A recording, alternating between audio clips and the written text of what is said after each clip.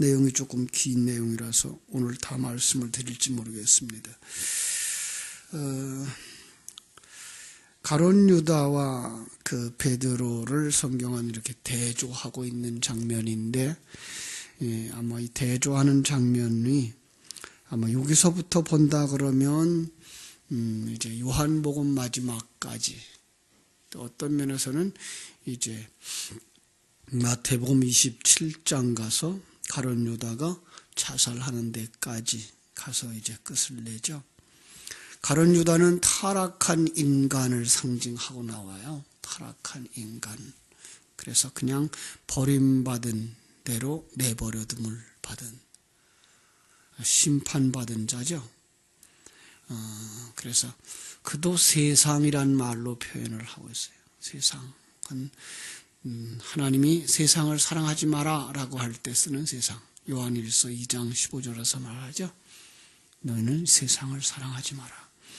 베드로는 그 속에서 하나님의 은혜를 입고 구원받은 하나님의 백성들의 대표로 기록되고자 있는 거죠.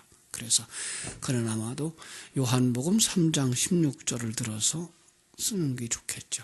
하나님이 사랑하시는 세상. 요한서신은 물론 이제 모든 성경이 다 그렇습니다만은 지금 우리가 요한서신을 보고 있기 때문에 이렇게 말합니다. 하나의 단어에 두 가지 의미를 다 담고 있어요. 하나는 영적인 의미와 함께 하나는 세상적 의미를 그냥 담고 있고 대조를 시키고 있는 거죠. 그래서 이러한 가룟 유다와 베드로의 그 대조를 통해서 뭘 보여주는 거예요? 인간 구원의 하나님의 절대 주권 아래 있다. 인간 구원은 하나님의 절대 주권 아래 있다. 다시 한번 확인시켜주는 것으로 우리는 볼 수 있습니다. 이 대조를 통해서 하나님의 백성을 향한 하나님의 그 무한한 사랑, 그 은혜 앞에 겸손하게 무릎을 꿇도록 하시는 거죠. 하나님 우리를 이 하나님의 은혜 가운데 있음을 깨달아 알도록 우리를 부르시고 계신 것을 보게 됩니다. 그것이 13장에서 지금 세족식을 통해서 이루어지고 있는 거죠. 그 세족식을 통해서 하나님이 자기 백성을 끝까지 사랑하셨다 그랬어요. 그죠? 특별히 13장 1절에서 하나님이 뭐라고 말하는 건 세상에 있는 자기 사람들을 사랑하시되 끝까지 사랑하시느니라. 그죠? 하나님은 이렇게 자기 백성은 끝까지 사랑하시는데 그 사랑이 뭘로 나타나요? 예수님의 십자가의 죽으심과 부활 나타남으로 우리 안에서 성취되는 거다 그랬습니다. 예수 그리스도의 십자가의 죽으심과 부활하심, 그것은 2000년 전 당시 예수라고 하는 인물이 이 땅에 오셔서 보여준 그것만이 아니고 그 진리를 담고 있는 수많은 그릇들, 창세기부터 요한계시록까지, 역사의 시작부터 인류의 마지막까지 진리를 담고 있는 여러 가지들, 그것들을 통해서 정말로 하나님이 이렇게 너희들을 사랑하신다를 깨달아 알게 해주시고 또 성령으로 오셔서 각 사람들 속에서 시작부터 마지막까지 완성해 가고 계시는 하나님의 그 모습을 뭐라고 그런다고요? 끝까지 사랑하셨다라고 말한다 그랬습니다. 바로 여러분들은 그 하나님의 끝까지 사랑하심 속에 있는 자들인 줄로 믿습니다. 반면에 유다는 이제 13장부터 얘기를 하죠. 우리 한번 13장에서 그렇게 얘기를 하죠. 30절 한번 볼까요? 유다가 그 조각을 받고 곧 나가니 밤이러라. 그렇죠? 밤이라는 말을 이렇게 재미있게 써요. 그 요한 사도는. 그래서 그는 밤에 속한 자다라는 의미를 그냥 표현하려고 밤이러라라는 말을 쓰죠. 전에도 그 3장에서 니고데모가 이렇게 예수님을 찾아왔을 때 밤에라는 말을 써서 그가 아직도 밤에 속한 자였구나라는 것을 우리에게 알게 해주죠. 그렇죠? 그것은 바로 창세기 1장 2절에 얘기했던 하나님이 창조한 세계, 그런데 시간과 공간 속에서 살아가는 존재, 그 시간과 공간인 세계를 바로 그런 흑암이 깊은 곳에 있었다라는 말로 말하고 있는 거죠. 사실 우린 모두 다 시간과 공간 속에서 어둠에 속한, 밤에 속한 자들임에 틀림이 없습니다. 그리고 누가복음 22장 52절로 53절에 보면 그 밤을 어둠의 권세라는 말로 쓰고 있는 것을 보게 됩니다. 바로 그래서 우리는 다 어둠의 권세 아래에 있었던, 에베소 2장 1절은 죽었던, 그렇게 말하고 있는 것이고, 이제 예수님이 그 바리새인들을 향하여 책망할 때 너의 아비는 마귀니라라고 말해서 우린 모두 다 마귀에게 먹혀진 존재들. 그래서 우리 옛사람은 아직도 마귀의 심부름 꾼 노릇을 잘 하죠. 바로 그런 모습들이 우리 속에 있는 것을 보게 됩니다. 자, 그런 속에서 우리는 어떻게 구원받았을까? 베드로의, 어떤 사람은 이제 베드로의 그 구원의 모습을 보면서 그건 베드로에게 태도가 좋아서, 베드로가 믿음이 있어서라고 말을 하죠. 그리고서 이제 유다는 유기받을 수밖에 없었던 그들의 태도가 있었다라고 말해요. 그런데 유다에 대해서 평가는 맞습니다. 유다는 그의 태도, 행동, 속성 때문에, 그게 뭐죠? 사단에게 먹힌바되어진 사단의 속성 때문에 그 사람 자체가 사단화되어진 거죠. 그거로 버림받고 지옥 가는 건 맞습니다. 그런데 베드로가 구원받은 건 유다와 다를 바가 없는 자였는데 그 속에 하나님의 생명이 들어가서 은혜로 구원받은 거야를 강조하고 있는 게 성경입니다. 오늘 우리가 구원받았다라고 할 때 우리는 내게 어떤 자격이나 조건이 있어서 구원된 것 아니라는 사실을 철저하게 깨달아야 됩니다. 그래도 그래 뭔가 나아서 그렇겠지, 아닙니다. 우리도 아무것도 아닙니다. 여기 지금 베드로가 그 대조하는, 유다와 대조함을 받는 역할을 하고 있는데 베드로의 그 행위들도 조금 더 가룟 유다보다 나은 것이 없는, 어떤 면에서는 더 못난 사람의 모습을 우리에게 보여주고 있는 것입니다. 여러분과 내가 하나님 앞에 은혜를 받고 하나님의 사람으로 만들어져 가는 것, 우리 속에 조건이 있는 것 아니고요, 하나님의 은혜입니다. 사실은 하나님의 말씀을 들을 수밖에 없는 자리에 있는 것, 그걸 갖다가 우리는 대대로 예수 믿는 사람들 이렇게 말하기죠. 어려서부터 떠날 수 없이 부모님에 의해서라도 예배당에 나와 설교를 들었던 사람들, 그것이 바로 은혜죠. 우리도 마찬가지예요. 새벽을 깨울 수밖에 없는 어떤 조건들을 주신 하나님, 그게 은혜들이에요. 그래서 하나님 앞에 우리는 은혜로 구원받는 자들이라고 하는 것을 우리가 꼭 기억했으면 좋겠습니다. 18절을 볼까요? 13장 18절 예수님은 어떻게 말씀하십니까? 내가 너희 모두를 가리켜 말하는 것이 아니니라. 나는 내가 택한 자들이 누구인지 알미라. 그러나 내 떡을 먹는 자가 내게 발꿈치를 들었다 한 성경을 응하게 하려는 것이니라 라고 말씀을 하셔요. 무슨 뜻일까요?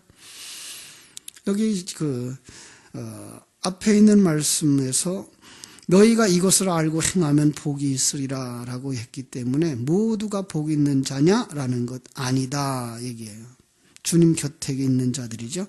그들이 지금 주님과 함께하고 3년 반이나 주님 따라본 자들인데 더 다 복받은 자들이 아니고 너희 가운데는 어떤 사람이 있다?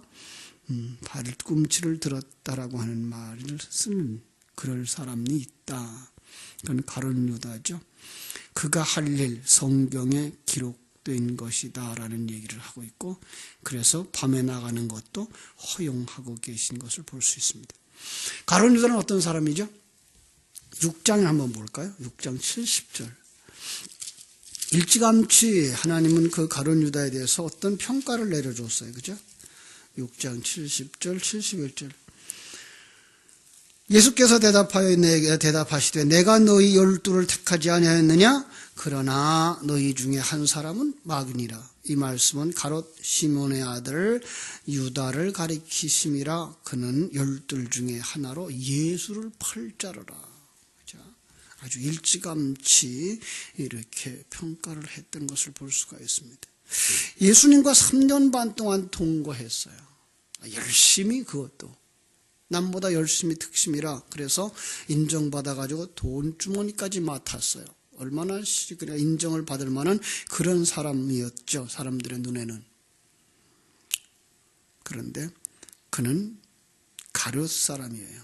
그 말은 이제 나중에 설명을 하겠습니다만은, 그를 통해서 귀신도 쫓아내고, 그를 통해서 복음도 전하고, 병도 고치고, 이런 아주 모범생이에요. 그런데 참말로 그런 사람은 어떻게 하나님이 버릴 수 있을까라는 생각을 하는 사람들이 있어요. 그냥 현실적인 문제만 보면 하나님이 왜 그렇게 모범되게 열심히 일하는 그를 데리고 다니다가 버렸을까라는 생각을 하는 거죠. 근데 조금 바꿔놓고 생각을 하셔야 돼요. 그는 자기의 어떤 유익을 위해서 그렇게 열심히 예수님을 따라다니다가 자기의 어떤 것이 채워지지 아니하니까 예수조차도 버리는 자, 예수조차도 팔아서 자기의 유익을 채우려고 하는 자였구나로 보셔야 되는 거예요. 이거예요. 오늘 우리들은 그냥 제자들, 똑같은 제자들이었는데 왜 그 사람들은 구원하고 이 사람은 버렸을까요? 라는 말로 나오는데, 그보다 더 깊은 곳에 들어가면 그는 아직도 변하지 아니한 자. 그런데도 불구하고 하나님은 그를 들어서 뭐까지 하여? 복음 전하는 일까지 쓰셔요. 이게 참으로 우리로 하여금 힘들게 하는 해석이에요. 그렇게 열심히 쓰임받았는데 그가 버림받을 수 있어요? 예, 그렇습니다. 사실은 바로나, 그러죠? 바사왕 고레스나 아주 중요한 역할들을 하죠. 그렇다고 해서 그들이 하나님의 사람인가요? 아니에요. 하나님은 그러한 사람까지도 쓰시면서 자기의 일을 하신다라는 거죠. 불신자들도 하나님의 쓰임받을 수 있어요. 그렇죠? 그러니까 요나가 정신 차리게 된 게 누구의 얘기죠? 선장과 그 배 탄 사람들의 얘기죠. 그죠? 그들의 소리를 듣고 이게 하나님의 음성이구나 깨닫고서 나를 바다에 던지시오라고 말했던 이런 상황들이 바로 하나님은 그런 것들도 전도의 도구로 쓰신다라는 얘기를 할 수가 있어야 되는 거죠. 그죠? 요한복음 11장 49절로 52절에서도 대제사장 가야바도 예수 죽이는 일에 앞장서서 하나님의 일을 성취하는 거고, 가룟 유다도 마치 그런 거예요. 그래서 종교개혁자 마틴 루터도 자기의 일기 속에 이런 글을 썼다 그래요. 하나님 이렇게 쓰시다가 버리시는 건 아니죠. 이것은 그가 믿음이 없거나 흔들렸다는 말이 아니고, 자기들이는 항상 연약한 자고 죄인인 것을 고백하며 두려움 속에서 하나님의 은혜를 구하는 경건한 신앙생활을 했다라는 말을 할 수가 있는 거죠. 바울 사도도 여러 번 그런 얘기를 해요. 바울 사도조차도. 그죠? 그래서 참으로 이렇게 사용당하다가 버림받을까 봐 두려워하노라라는 말을 쓰는 것을 볼 수가 있습니다. 고린도전서 9장 23절부터 27절에 보면 바울의 고백이 나옵니다. 그죠? 자, 흔들린 믿음이 아니고요. 그 속에 뭐가 있다고요? 긴장감. 그리고 자기 속에 자격이 없음을 이렇게 드러내 보여주는 거죠. 내가 이렇게 하나님의 일을 하고 있는데, 내가 이렇게 진리의 말씀을 깨달아 알고 있는데 내 속에 뭐가 있더라고요? 아직도 죄가 있더라고요.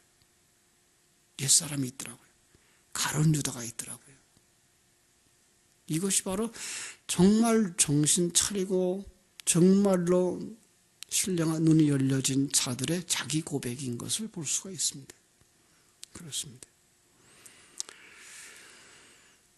성경은 그러나 그 가룟 유다를 향하여서 마귀라 그렇게 했습니다.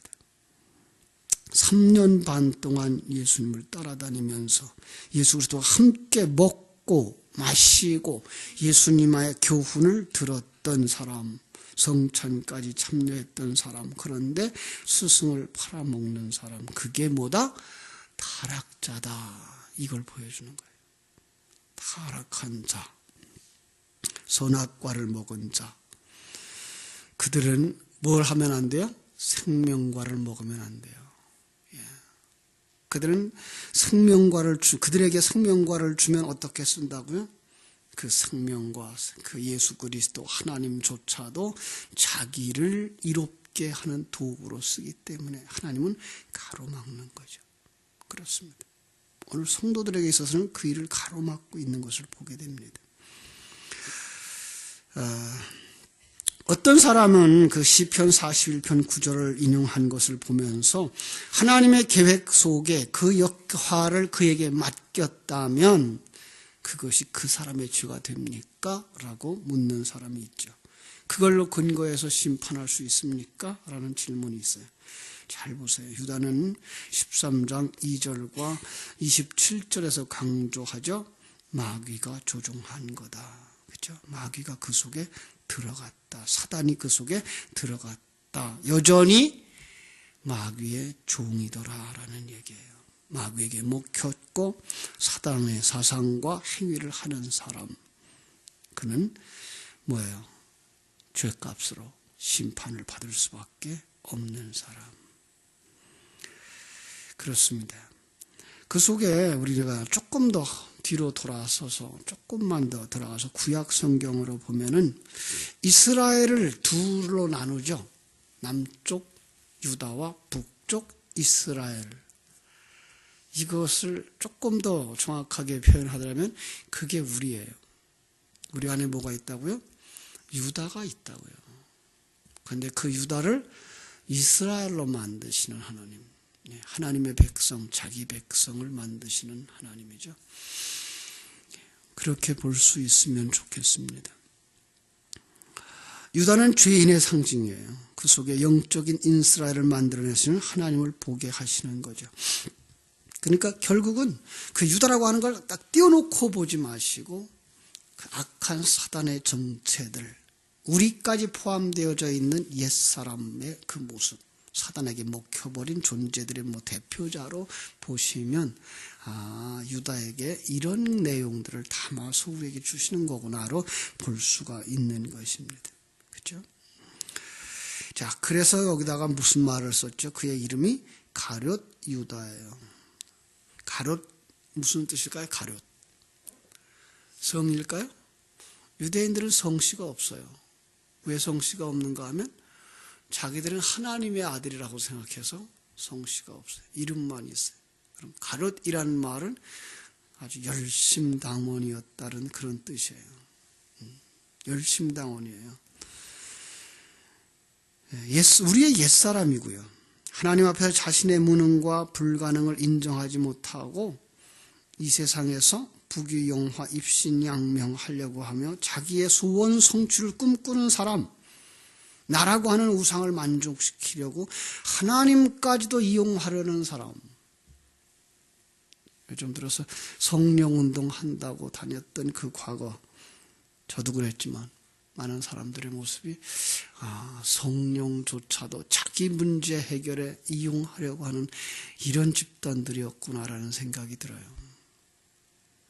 하나님의 뜻을 깨달아 알고 그 하나님의 뜻 앞에 순응하며 가는 그 삶이 아니라 어떻게 하든지 성령이라는 이름, 예수라는 이름, 하나님의 이름이라는 걸 다 이용해서도 내 문제를 해결하고 내가 원하는 걸 얻고 싶어 하는 이런 자기 욕망이 가득한 사람들, 가룟 유다예요.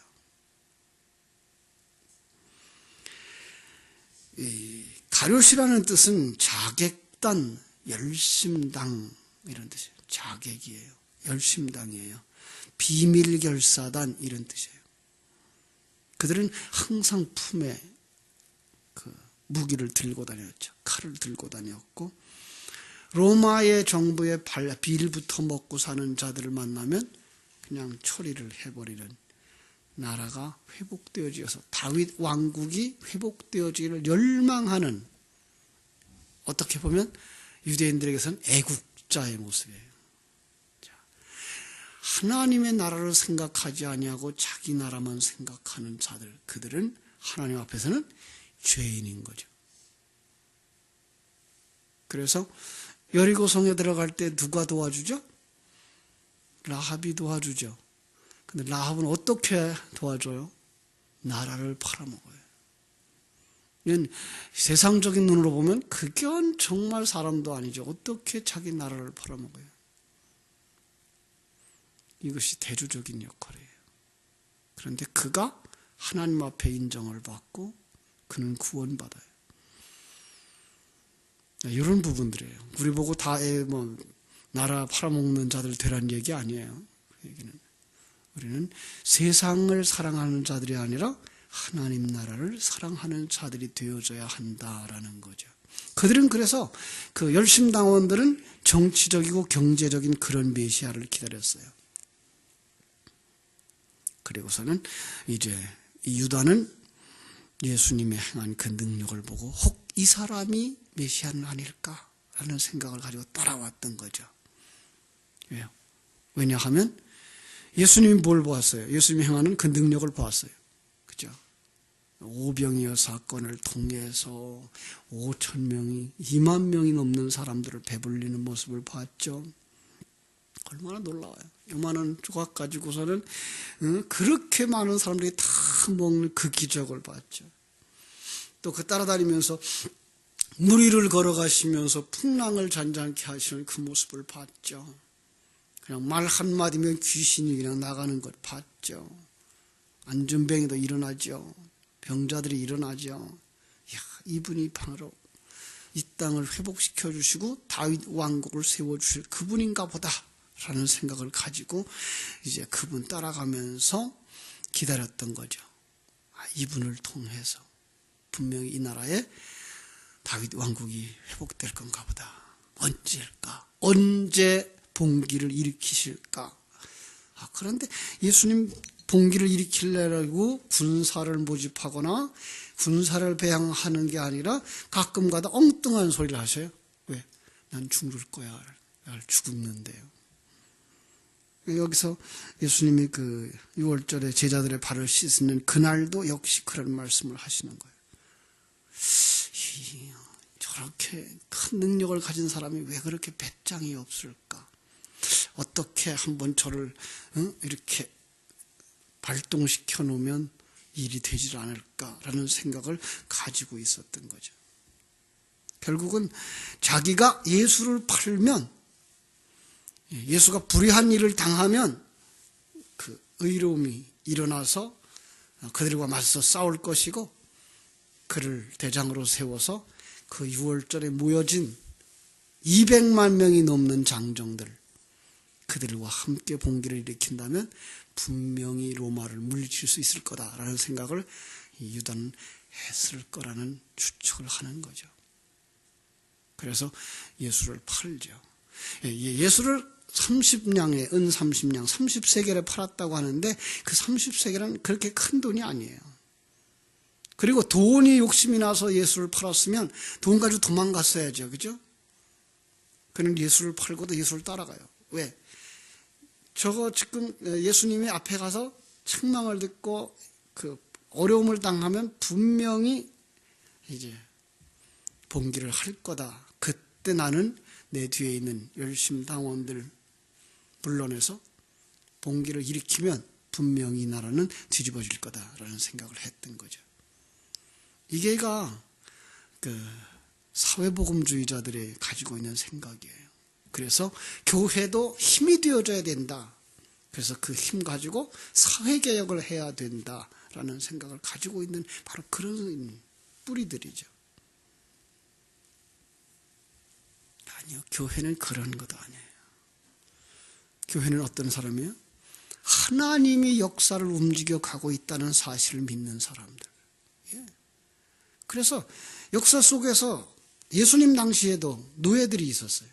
근데 그 노예들한테 뭉쳐서 주인들 몰아내고 개혁하고 자유하라라는 것 한 번도 없어요. 바울조차도 뭐 하라고요?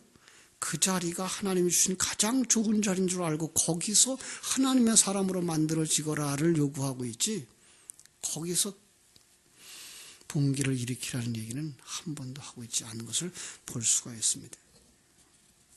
그래서 예수를 팔면 그 일이 일어날 줄 알았는데, 그런데 안 가요. 암만 따라가도 예수님이 그냥 가만히 매맞고 가만히 있네. 그때 자기를 책망하죠. 내 판단이 틀렸구나. 그래서 그 험한 군중들 틈에 들어가서, 제사장들 속에 들어가서 돈을 던져버리면서 내가 무죄한 자의 피를 팔았도다. 예수는 죄가 없어.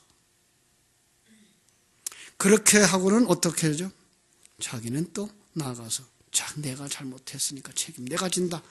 자살해버리는 사람인 거죠. 성경은 그걸 갖다가 죄라고 지적하죠. 그게 죄라고. 자기를 위해서 하나님을 쓰려고 하는 자, 자기가 아직도 내려놓지 못해서 자기가 왕된 자, 그게 죄인이다라고 말하는 것을 우리가 볼 수가 있어야 됩니다.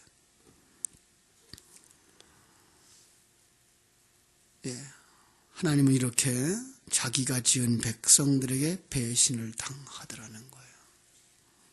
그 행위는 선악과 먹은 것이고, 그 행위가 타락이고, 그 행위가 죄인 거예요. 그래서 예수님은 마태복음 26장 24절에서 차라리 태어나지 않았으면 좋을 뻔하였도다라고 말씀하고 있는 거죠. 창세기부터 요한계시록까지, 역사의 시작부터 마지막까지 인간의 타락은 그대로 나와요. 아담의 타락으로 그려졌고, 이스라엘의 실패로 그려졌고, 가룟 유다의 배신으로 그려졌고, 우리의 옛사람들의 죄악으로 점점 이렇게 해석해서 그 모든 걸 가지고 누구를 가리켜요? 너야. 내가 그 속에 있는 자야. 내가 가룟 유다야. 내가 타락한 아담이야. 라고 말씀하시는 것을 우리가 보게 되는 것입니다. 그럴 때 너는 어디서 구원받았는지 알아라. 이겁니다. 여러분과 나는 어디서 구원받았다고요? 가룟 유다처럼 못되고 아담처럼 자기 욕심에 가득 차고 자기가 왕 되려고 하는 그 속에서 구원받은 자인 것을 알아라 라고 말하는 겁니다. 성경은 불신자를 위하여 준 책이 아니고요, 하나님의 백성들에게 눈이 열려지거든 너는 어디에서부터 왔는지 알고 하나님이 너를 어디로 이끌어가는지를 보거라 라고 주신 책이기 때문에 신령한 눈이 열린 사람들만 성경을 보고 그 속에서 하나님의 계획을 보게 되며 하나님의 인도하심을 보게 되고 하나님이 내 속에서 일하고 계신 그 아픈 사실들을 보게 되는 거죠. 하박국서를 통해서 우리가 보죠. 요한계시록을 통해서 보죠. 이제 이렇게 요즘 계속해서 저는 이 두 곳만 이렇게 들춰내고 있습니다만은 나중에 그게 뭐예요? 그건 이제 이스라엘 왕국을 이제 부수는 그런 하나님의 모습을 통해서 옛 사람들을 부수며 그 속에 새 사람들을 만들어 가시는 그 그림을 우리가 점차 보면서 하박국이 두렵고 떨려서 그럼에도 불구하고 하나님 속히 이루어 주옵소서. 요한계시록을 쭉 보면서 계시록 마지막에 와서 뭐 어떻게 해요? 아멘 주 예수여 어서 이루어 주옵소서. 그 일을 속히 이루소서. 우리도 그렇게 기도하는 자들이 되어져야 할 것입니다. 이제 이 사건의 마지막에 가보면은 이제 사도행전 1장 15절로 26절이 있어요. 한번 보고 갈게요. 시간이 조금 지나더라도 사도행전 1장 15절로 26절. 이제 그 제자들이 이제 성령이 받기 전이죠. 성령 받기 전에 그들이 이제 모였어요. 120명 문도가 이제 마가의 다락방에 모여가지고 가룟 유다 대신에 누구를 하나 세워서 그 직무를 대신하게 하자라고 얘기하죠. 그래서 여기서 가룟 유다가 없어지고 바나바가 이제 올라오는 그 그림을 이렇게 보시면 되는데요. 마띠아죠, 마띠아. 제가 말을 잘못했어요. 마띠아가 이제 그 대표자로 이렇게 들어오는 거죠. 그래서 요거 그림은 잘 보시면 어떤 그림인가 하면 가룟 유다가 대표로 되었을 때 11사람은 누가 되는 거예요? 다 가룟 유다가 되는 거예요. 네. 너희는 다 이런 자야라는 모습으로 다 내려가는 거예요. 그리고 거기서 마띠아가 올라와요. 마띠아가 어떻게 거기에 와서 제자가 돼요? 아무것도 없어요. 은혜예요. 그래서 은혜로 제자 되어진 자가 대표자로 딱 서면 그 11명도 그 마띠아와 함께 은혜로 구원받은 자가 되는 거예요. 그 은혜가 어떻게 이루어지는지 보라. 그것이 바로 사도행전 2장 1절부터 나오는 성령의 역사인 거예요. 우린 다 가룟 유다와 같은 자들이었는데 성령의 역사하셔서 그 은혜로 말미암아 우리는 12 아들로 변하는 거야. 하나님의 자녀가 되는 거야 라는 그림을 이렇게 그려준 것을 볼 수가 있습니다. 그렇습니다. 우린 다 가룟 유다들이었습니다. 지금도 우리 속엔 아직도 가룟 유다가 남아 있습니다. 옛사람으로. 그래서 늘 싸웁니다. 성령은 우리 속에서 그 가룟 유다를 내쫓으라고 말하고 벗겨버리라고 말하고 있습니다. 그래서 옛사람을 벗어버리고 새사람을 입으라고 말하는데 새사람을 어떻게 입을까요? 진리와 생명의 말씀을 먹고 듣고 되새김질함으로써 새사람을 강건케 하고 새사람을 옷 입히는 이 놀라운 은혜 속에 들어가는 겁니다. 오늘 하루도 나의 그 연약한 모습 속에 이게 가룟 유다였구나, 내가 가룟 유다였구나 깨달아 가시고 거기서부터 구원받은 하나님의 백성들, 내가 참으로 은혜 입은 자구나 감사하며 승리의 삶을 살아가는 하루 되시기를 주님의 이름으로 축원합니다. 기도하겠습니다. 아버지 하나님, 가룟 유다를 들어서 우리의 연약함을 보여주시고 내가 이처럼 간악한 자며 예수를 따라다니면서도 예수를 이용해서 내 목적을 채우려고 하고 있는 가룟 유다였음을 고백합니다. 우리 속에 옛사람이 아직도 남아있어서 순간순간 이 추한 모습을 드러내는 자신을 보고 탄식하며 내가 과연 이거 구원받을 것인가, 이러다가 버림받는 것 아닌가라는 염려를 할 수 있는 자들 되게 하여 주옵소서. 돌이켜서 그러나 그럼에도 불구하고 내 속에 진리와 생명의 말씀 주신 하나님을 믿으며, 그래서 바울 사도의 오호라는 곤고한 사람이로다 고백하다가도 하나님의 은혜로 말미암아 감사하리로다 하고 찬송할 수 있었던 것처럼 우리가 하나님의 은혜의 말씀에 더욱더 깊은 관심을 가지고 그 말씀을 묵상하며 그 말씀에 의지해서 하나님의 사람으로 만들어져 가는데 부족함이 없게 해 주시옵소서. 베드로나 가룟 유다나 그 행동으로나 생각으로나 다를 바가 없는 자들이었습니다. 심지어는 다른 제자들까지도 자기의 어머니를 동원해서라도 예수님이 왕국을 세운다면 좌의정이 되어지고 싶어졌고 우의정이 되고 싶었던 이런 사람들이었습니다. 우린 모두 다 이런 죄악 속에 있는 자들인데 하나님께서 날마다 우리에게 은혜를 입혀주시니 그 은혜로 말미암아 완성되어질 날을 바라보며 찬송하는 자들이 되게 하여 주옵소서.